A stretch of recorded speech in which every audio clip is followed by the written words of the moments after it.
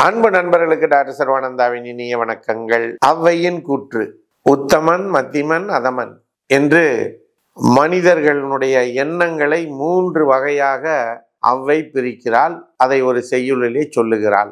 உற்ற மறையகத்தின் உய்க்குவன் உத்தமன், மற்று மறைபகர்வோன் மத்திமன், முற்றி நடையே அத்தம் உரலால் புகழ்வான் அதமன் என வித்தக நூல் ஓதும் விரித்து என்று ஔவை சொல்லுகிறாள். உத்தமன் அப்படின்னா தன்னிடம் சொல்லப்படக்கூடிய எந்த ஒரு ரகசியத்தையும், முக்கியமான செயலையும் நிகழ்வையும் எவரிடமும் பகிராமல், எவரிடமும் சொல்லாமல் அதை ரகசியத்தை காத்து வைத்திருப்பவன் உத்தமன்.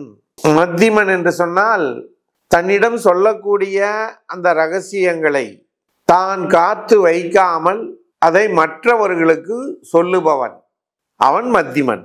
அதமன் யார் என்று சொன்னால் தன்னிடம் சொல்லப்படக்கூடிய அந்த ரகசியத்தை மற்றவர்களுக்கு பொருளுக்காகவோ அல்லது மதுவுக்காகவோ அல்லது மாதுவுக்காகவோ கொடுக்கிறான் பாருங்கள், அவன் அதமன்.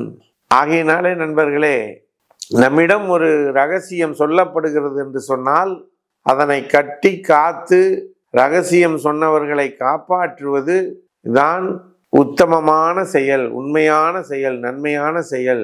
இவர்களைத்தான் இறைவன் ஏற்றுக்கொள்வான்.